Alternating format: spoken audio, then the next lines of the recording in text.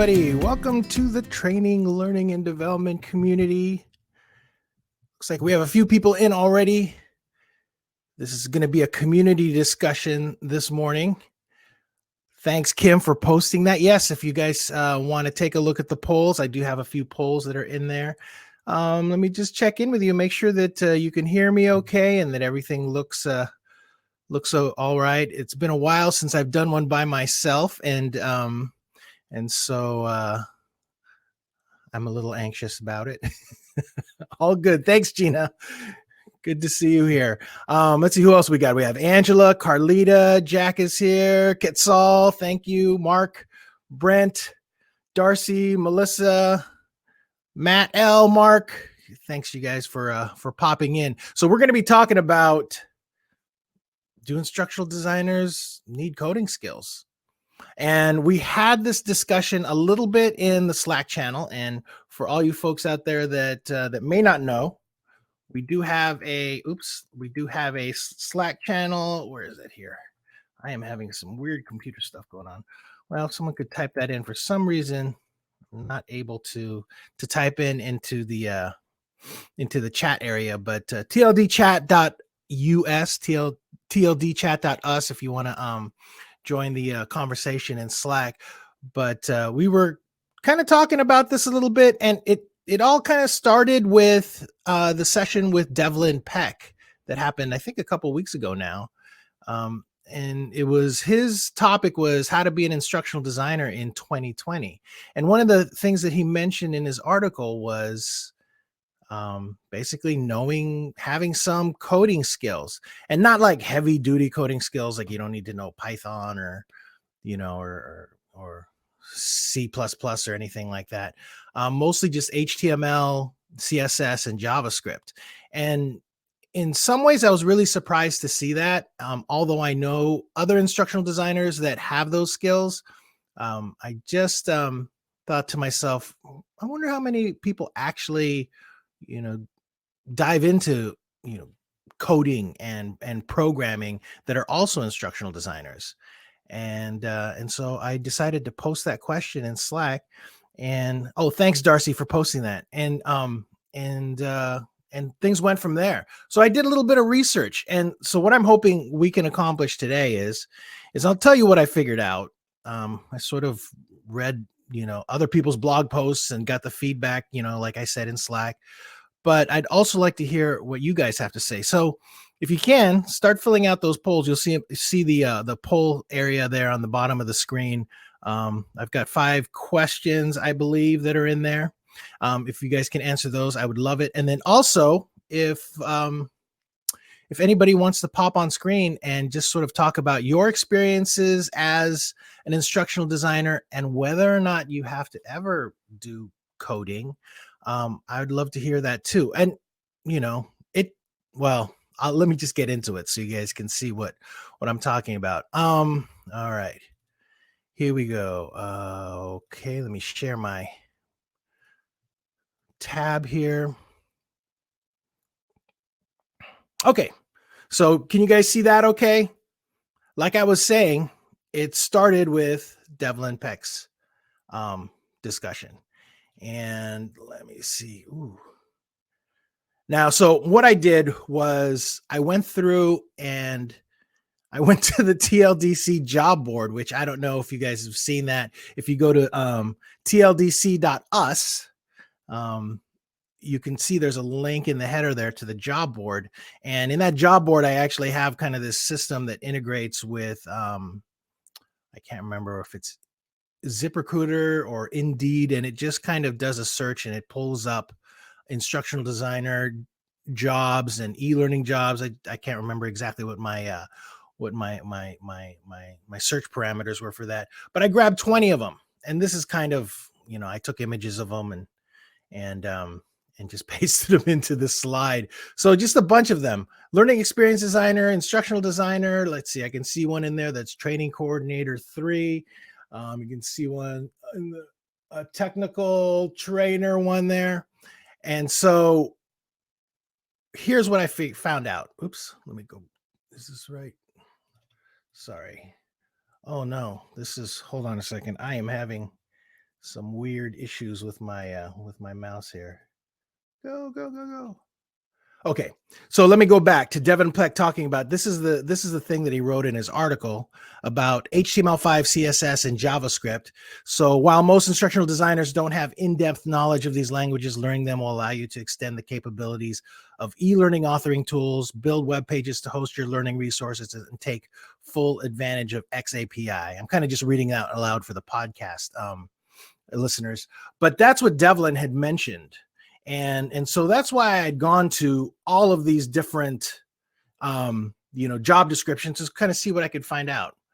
Out of the 20, I found one that had like some technical requirements. And this is kind of, surprising to me, but it wasn't, it didn't even list like HTML or CSS.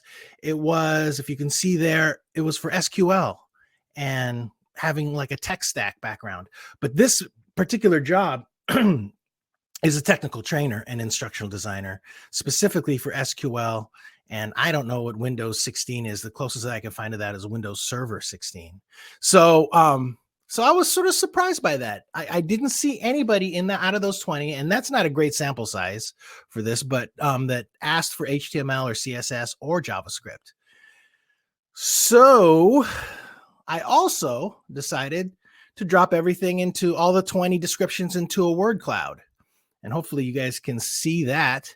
And this is what it came up with. And as you can see, there isn't any HTML or CSS or JavaScript or anything on there. Now, I don't know if you can see that up here, but I did see articulate storyline popped up, but instructional design experience, subject matter expert, instructional designer, learning solutions, adult learning theory. Those are the things that were relevant in these job descriptions. So let me take a little quick break here. I'm going to read what Jack has posted. I think the biggest benefit to even knowing a little bit of code is to be able to design instruction that your developer, if you aren't doing it yourself, can actually accomplish. It's one thing to dream it and another to actually build the dream. And I totally agree with that, Jack. And I have to admit, my background started out with IT. I have I have an what do they call it? It's like an applied science IT background. And so I do know how to code, and my day-to-day, I code like every day. And so this is one of the reasons why this was particularly intriguing to me. Kim is saying, if you're a freelancer, a one-person training department, or your department workflow is agile, then knowing how to code makes perfect sense.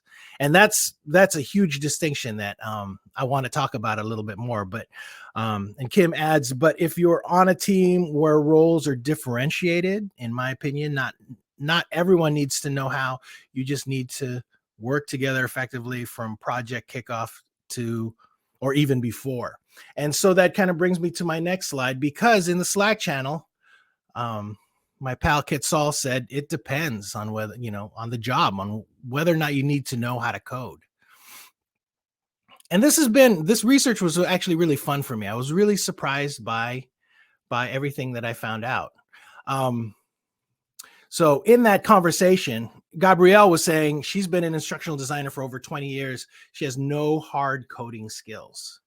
And in some ways, I wasn't surprised to hear that. And I went to another blog post that Christy Tucker had posted, and she was talking about Cami Bean. I don't know if any of you have know Cami or have read any of her books, but she was the same way. She had mentioned that she has been an instructional designer for years and years and years, and doesn't know anything about coding. And so, the answer is pretty much like, to be an instructional designer, and, do you need to know how to code? No, not really. That's what I would say at this point. And here's what Jack had said in the Slack channel. Jack, sorry, I'm just like posting this in there. And, this is kind of restating, I think, what she'd said earlier in chat. I think this depends on if you're an end-to-end designer developer, or if you're just passing your work off to a developer. And I think that, sort of like what Kim is saying, that if you have a large enough team where you can just the workflow, where you have somebody available that can do the dev stuff, then it functions perfectly fine. But if you are like a one-person trainer, a freelancer, a one-person team, or a freelancer or something like that, then having those coding skills can be really important. Let's see here. I'm going to read. What did Mo say here? I believe that coding will be an added skill for instructional designers now to bring their A game on building more immersive learning experiences, and even on storyline. You can create wonders if you know just some Java. Imagine what you could do with actually knowing how to code. And I totally agree with that too. So I work, my day job is working at O'Reilly Media, and our focus is, we do a lot, of our the content that we're pushing through is pretty much all like programming, network administration, system administration, infrastructure, and ops. And so I'm around that stuff all the time. And I can tell you, it's, right now, from an online sort of perspective, we're like about as busy as we've ever been. People are really wanting to know how to code in Python and JavaScript and all this stuff. And in fact, I pick up a ton of knowledge just by being there. And Mo adds, but moving on to the future, I believe coding would be more mandatory, given the fact that your audience would be more aware and looking for far more interactive and captivating experiences. Now, that's a good point. Kara is saying it does depend, but you also need to think about the long term. What about your next job? Will that require coding, since there's a somewhat significant demand out there for it? Yeah, and that kind of speaks to my next slide, which I don't know if any of you know Jolt, but he's awesome, and he's been a guest on TLDC a few times. He's saying, in today's world, while it's not necessary to know how to code, it does give you an advantage in the field to stand out. And that's something that I think is really important to keep in mind. One of the big things for TLDC right now is there are a lot of job seekers out there that we've been adding regularly to the community. And so having some of these capabilities, being able to do at least, a little bit of HTML, would probably be really, really helpful on your resume. Kim is saying, at my employer, I will never be allowed to code. That sounds funny. We have dedicated programmer coders. My boss has said, I can't let you program, Kim, because they can't do the writing. Yeah, I'm sure. You're such an incredible writer, but, and that is funny.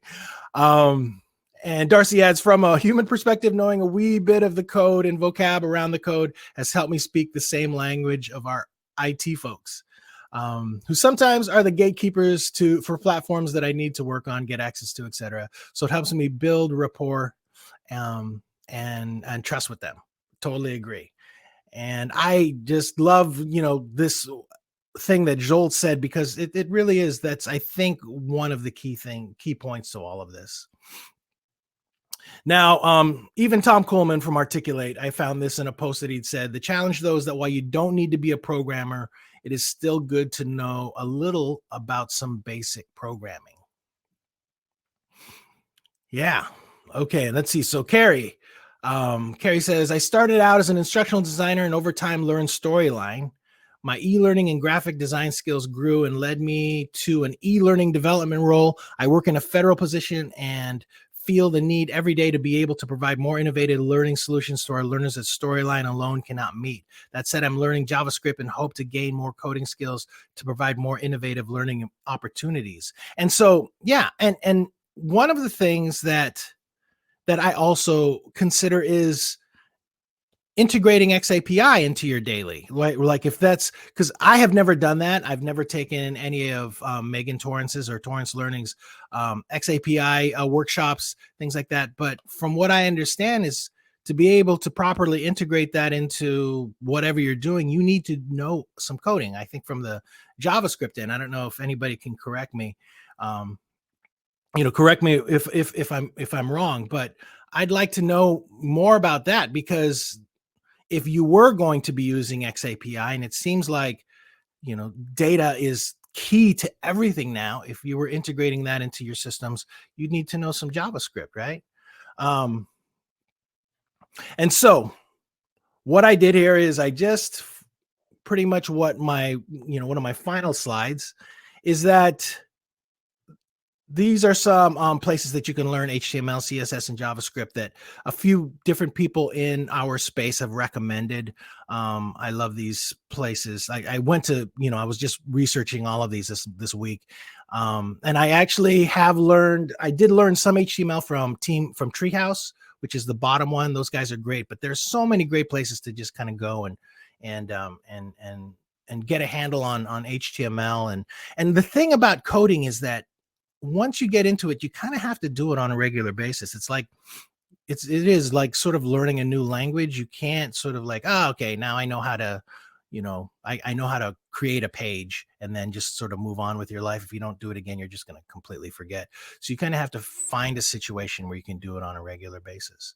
So, and if anybody has any resources like this where you found, a particular class or something that has really helped you learn these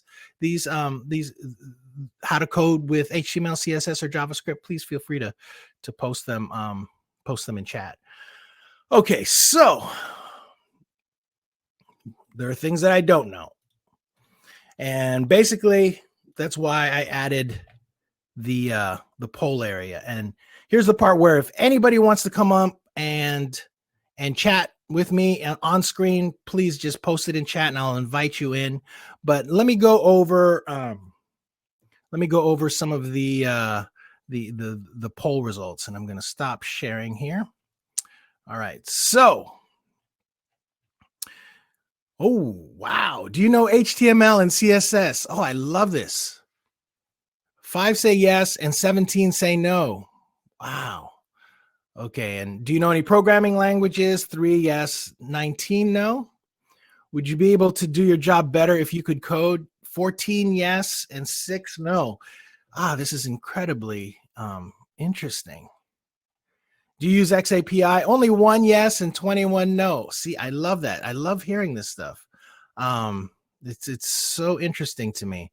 Do you do any LMS administration? 13 yes and 10 no. Okay, that's great. And if anybody has any recommendations on questions I should add to the poll, please let me know. I would love to throw that in there. Now let's see. I'm seeing that Jack is saying that Kim is dropping gold in the chat today. So let me get into that a little bit. Kim says, I think if you don't do coding but you do design writing, maybe the most valuable thing to understand is usability. UX and UI, then you can design for good navigation and imagine how the screen should be laid out. I totally agree there, for sure. Personally, like I think that in my career, I have always been somebody that tries to do a little bit of everything. And so coding and designing and just all of that, I like to take it all in. It kind of ends up becoming a situation where I'm not particularly good at any one thing, but I know about a bunch of different stuff. So Mo says, I work in creating gamified learning programs, whether virtual or tangible learning games. That's why I know that I must have an added skill of code to make the experiences I offer a lot more worth the investment put by my learners in terms of effort and involvement. Mo, just curious, is it just HTML and JavaScript that you know, or are there as somebody who creates gamified learning programs, do you know anything else?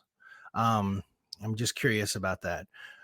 Let's see. I'm just checking through chat. Miranda saying, I like to use Bootstrap Studio or Webflow and deconstruct their templates to get familiar with the CSS and HTML.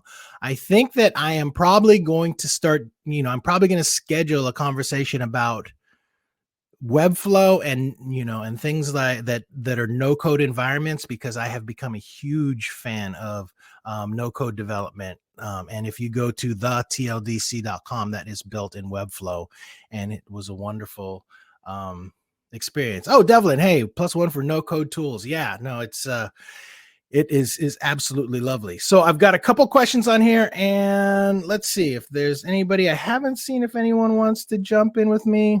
Okay. So Carlita is asking, what types of tasks can I do with coding? That's a good question. I don't do any e-learning development myself.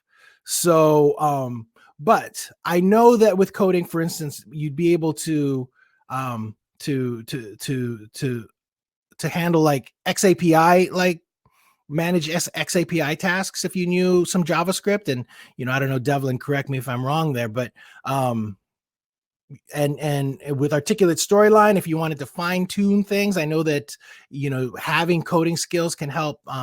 You can finesse things a little better. So, and there, even if you're making your own portfolio, I feel like that's just that experience alone requires a little bit of coding. Even if you built it on WordPress or whatever, you need to get in there and you know fine tune your templates and do things like that. So being able to use HTML and CSS to kind of do that could be really, really helpful. Mo is saying that this is what he knows: HTML, CSS, Python, PHP, Ruby, APIs, JavaScript, jQuery, Git, JavaScript, definitely. That's what I need to learn, not master, but be able to be aware of and work alongside the coders to make things more fluid for my work. And at least bridge my UX UI vision to them. And this is the thing when it comes to coding. I know that it can sound like it's like this insurmountable task of being able to learn this stuff. But for me, I know personally, like once you sort of get into it, it can actually be kind of fun. And it's, I mean, maybe this isn't a great comparison, but it reminds me of when I was like in 7th grade and had to learn algebra. As soon as it clicked, I was like, okay, I get it. And then once you get the basics of it down and the logic and sort of understand things, you can just go. There was a time in my life where I thought I was going to be a programmer. And, but I started hanging out with other programmers. And the thing that I saw with them is that I saw that, one, they hardly left their house, and two, their eyes were always red. And I was like, I don't want to be that, because I don't want to be home all the time, and I don't want my eyes to always be red. But that's what I saw.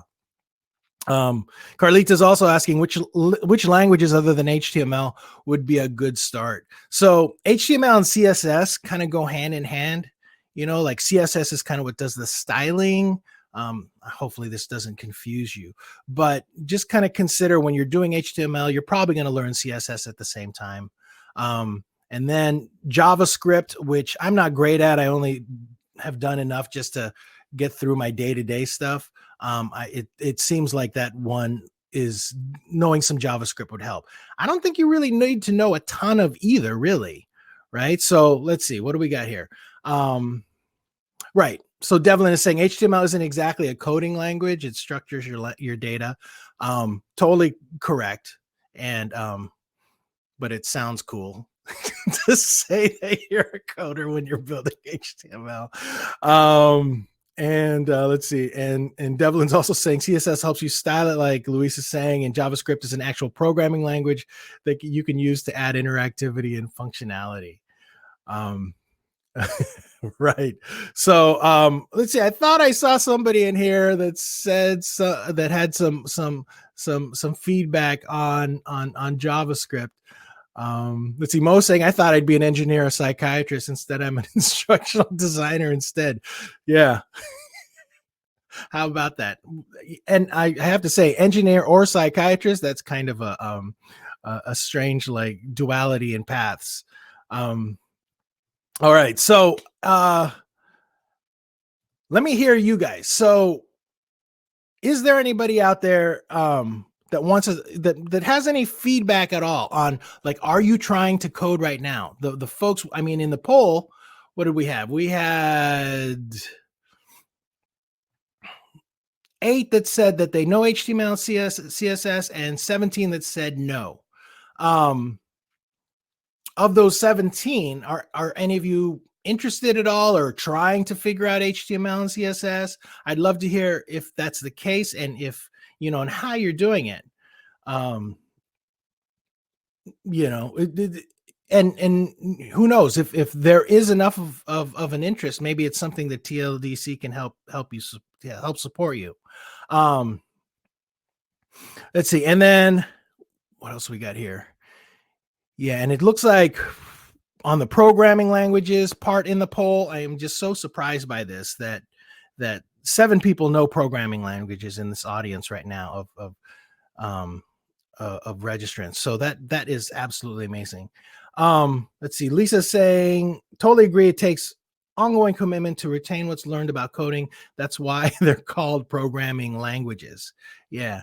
And so let's see. I'm not seeing anybody that is talking about that is like pursuing HTML, trying to learn it or anything right now. So, but let me know. I don't know exactly what we could do to help anybody out there that is trying to learn this stuff, but really it's just a matter of just having projects and keeping at it. Darcy saying, would love to see TLDC standing up a code repository that is tailored for instructional design learning projects so that we don't have to grab snippets from non-learning applications. Okay, that is a good one. That's interesting. I'll have to think about that. Thank you for that suggestion. And Henry saying, I'm trying to learn the code to animate SVGs. I was introduced to it by one of our developers last week. Ooh, that's intriguing. Wow. Okay. So let's see. I'm trying to see any other questions. No, were there?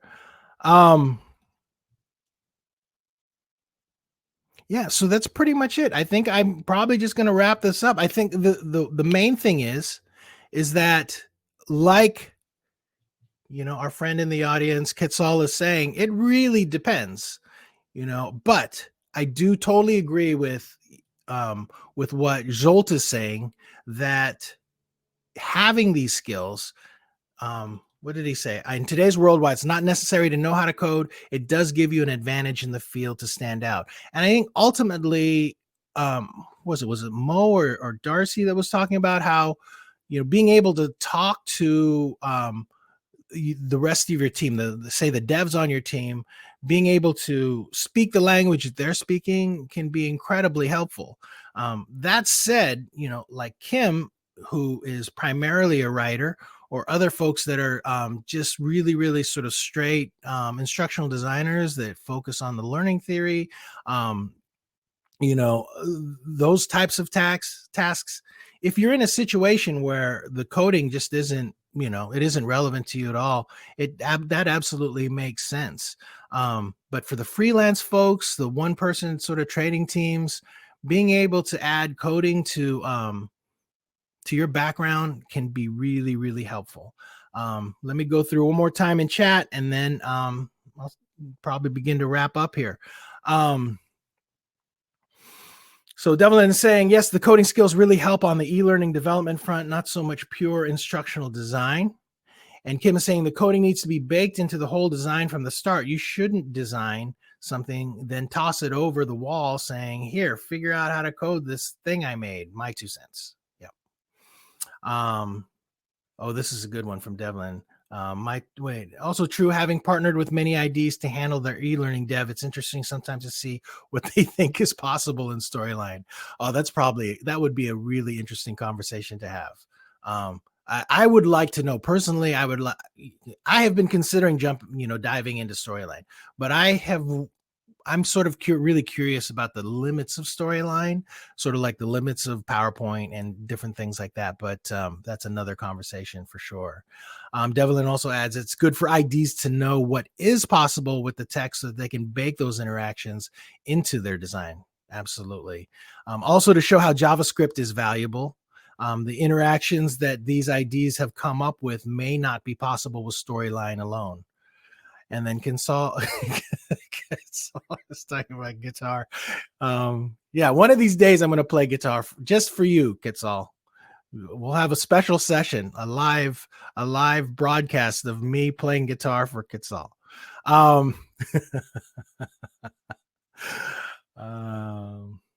Okay. Let's see. Articulate 360 as a service offers. Okay, so Mo saying Articulate 360 as a service offers much as a suite, not just Storyline in particular. And Matt wants me to do some jazz. I'm not very good at jazz. I'm more rock and blues. All right, and let's see. Oh, Carlita, I can jump in with the project I'm working on. Do you want to do that? Right? Is that like you want to jump on screen and talk about it? I'd be happy to have you if that. Oops, if that's the case. Actually, I might not be able to let you in because Crowdcast has been having this occasional issue with the host mouse not working, which is what's happening with me right now. So I actually cannot. Oh wait, I could invite you in. So Carlita, I'll send a I can send it this way. Wait, I have a workaround. Here we go. So Carlita's going to talk about her project right now. So let's do that. Yeah, Kim, this is a fun topic. It's been fun for me to research them, and this is something that I want to mention to the community too. If you are actually researching something and you want to learn more about it, host the Crowdcast. Hit me up. Just email me, and you could. This is a great way to get to learn about something. Like I actually, and this is. I was going to save this for the end, but there is. On Fridays, not tomorrow, but starting next week, I'm going to start doing on Fridays more of a productivity. Hey, Carlita, a productivity crowdcast that's going to focus more on sort of mental health and productivity and sort of wellness. Just because in these times things have been really, really intense, and I thought, you know what, I'm going to turn to the community to help me kind of get through things. So next week on Fridays, you'll see it in the. So Carlita, let's test your audio. Can you talk here? There's audio available too. What? There you are. All Can right. you hear me? I'm sorry, I don't have a mic in. I'm in my hat today. I'm kind of definitely working from home mode. How's everybody doing? It's good to see you, Louise. Thank you, Carlita. Let's hear about your project. All right, so I am in the middle of I'm a teacher in the classroom at the moment, and I'm working on, as many teachers are, trying to get ready for teaching remotely. So I teach sign language, and I've been doing a lot of converting. So let's see if I can share my screen and pull out what I'm in the middle of. I am not a coder. But let's see, I'd love to have some feedback and hear what you all think. I'm really excited about what I have. And if there's a way I can improve it, it'd definitely be great. Okay, cool. Do you know how to share your screen? All you have to do is mouse over your window where you see your image, and you should see some like a thing drop down from the top of your screen that'll have like a little computer. There you go. Perfect. Nice. So now I can't see anybody. Now, wait a minute, I've got a lot of other stuff up. I'm sorry. That's okay. We see your Google slide screen perfectly. Perfect. Okay. So how do I get to see what I'm showing you? You probably might not be able to, but we can definitely see it. Okay, great. So here is what I have started. This is supposed to be an interactive notebook for our students. It's a high school level, and again, I don't do any coding, but if it's worth me learning how to code so that I can improve this little project that I probably will be doing pretty frequently, then that would be great. So, we've got some basic menus, an opportunity for them to explore and look at videos. I need to go in and fix some of this. An opportunity for them to interact with their content, which is, again, sign language. So that's why a lot of this is video. Okay. And so, Carlita, you just have sort of YouTube videos embedded into those slides, into those Google slides? Yes. Okay. The idea is kind of that they'll get an input and then they'll do an assessment followed by, this is real basic, real quick, less than 48-hour turnaround. And then they'll go and take some notes, or they'll do some type of activity followed by that. What kinds of things should I be thinking about that might be able to improve what I already have started? Wow, this is great. Okay, well, so all right, so Kitsal is saying hand visuals, possibly. I don't know if you can see your chat, and you guys feel I'm free looking at to it now. chime in here because I don't design stuff like this. Now, what I must say And that, visuals as in images. yeah, there you go. Jack is saying like shape and form of the hands as photos. Okay. Um, I like that idea. That could be doable. oh, great question. You see that one? Definitely. Sunnylin is asking, will they be recording themselves showing what they have learned? Definitely, they have to record themselves. It's sign language class, so the students have to be able to show that they have mastered the language of ASL. And I plan on using, just an MP4 from their video phone, from their phone, not a video phone, but from their cell phones. They'll be able to record and upload, or something like maybe Flipgrid.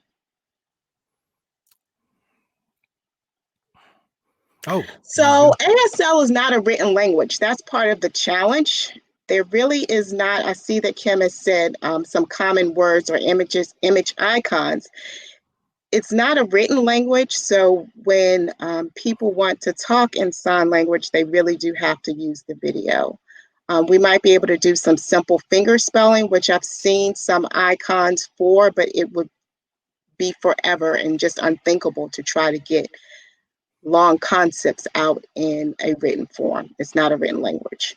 yeah, you had mentioned Flipgrid as did Mo. What's Flipgrid?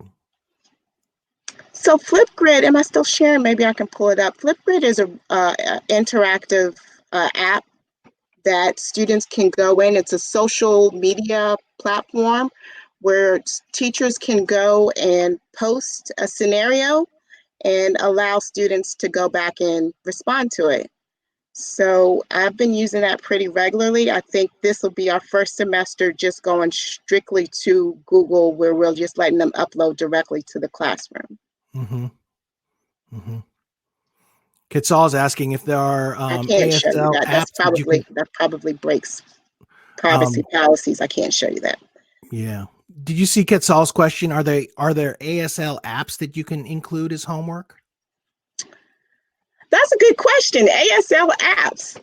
No, not yet. Is there anybody willing to work with me and develop one? If there's some out there, I don't know of any offhand. I know that we have lots of languages that teach, like Babbel, but I don't know that sign language is included in those language apps. You might want to take a look. For some reason, I feel like there's got to be something out there, and then maybe it can just be part of your curriculum. Like integrating an app in it. Mo is also saying, and also VoiceThread can be utilized as a tool to go back and forth between you and your students. Okay. I don't know what VoiceThread is, but we talked about Edpuzzle this morning, Mo. That's one that we definitely have in our rotation, our toolkit. So Edpuzzle is a great choice. Thanks for that one. But I'm not familiar. Was it VoiceThread? VoiceThread is in the chat. That's what he's saying. Let's Darcy's hear more making about that. Yeah, Darcy has a great suggestion. Perhaps a coding language could be used to wrap around this slideshow. So design an HTML page. Yeah, like if you were to embed it into a page, and it's an interesting thing because this is, using Google Slides. That's something that I know my son, who was in kindergarten, that's a lot of his online learning is in Google Slides, and he has a really, really tough time navigating through that. So I don't know what your experience is, but for me, I have thought about trying to take some of the things that he's been given and just like take it out of Google Slides and put it into just a standard, HTML environment just to make it a little easier on him. But okay. Yeah.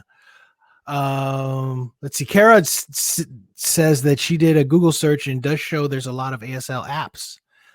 So that might be worth really researching. I'm taking notes, guys. Thanks. Yeah. You can go back later and just go through the chat and grab this stuff. VoiceThread, again, Mo is talking about that. You can record audio, video, add PowerPoint, a huge range of multimedia. So take a look at that. So Kim, the students currently are, she says, are they hearing or deaf right now? The high school, they are focused on a hearing audience. We don't have any deaf students, at least this past year we didn't, but it definitely could be mixed. And we do have students that speak multiple languages. And then Lisa's saying, since this is a high school level class, you may want to have a link or reference to Gallaudet University. Gallaudet? I don't know if I pronounced that correct. The only all deaf university in the country. Gallaudet University, definitely. Yay, you guys know about the community. I'm so excited. Thanks for popping in this morning, Kitso. All right, thanks for having me, Louise. Let's Hey, see. Carlita, thanks for jumping on screen. Really loved having you on screen. We'll have to get you back on again sometime, okay? Yeah, I'm Let gonna us get know some how it photos goes. Okay. Thanks. Sure. Let me see if I. All right, you guys. So thank you so much for the help, everybody. That was really, really great. So there, with that, I think I'm just going to wrap things up. I wanted to remind you, yes. So next week, what do we have? We have Toddy Norum and Holly Owens. Holly is pretty amazing. She's a guest of Toddy's that she's bringing in, who is, I don't know, a ton of experience, a lot of questions. They're going to be talking about things like future of instructional design and sort of instructional design in the time of COVID. And if you look up Holly on LinkedIn or anywhere else, you can see she's got a really, really great background. So that's happening next week. I think that is on Tuesday. And then again, on Friday, I'm going to start a new series just to kind of, I was thinking about what is one of the best ways that I can support, TLDC right now. And maybe it's just, helping people's mental health and, by offering tips on wellness, productivity, things like that. And, might not be for everybody. I'm hoping to get something out of it. Maybe you will too, and everything on TLDC, it's not mandatory to attend any of this stuff, but thanks you guys. Thank you so much for coming in today, and hope you enjoy the rest of your week, and we'll see you next time. If I can end this broadcast, if my mouse works. Okay, bye.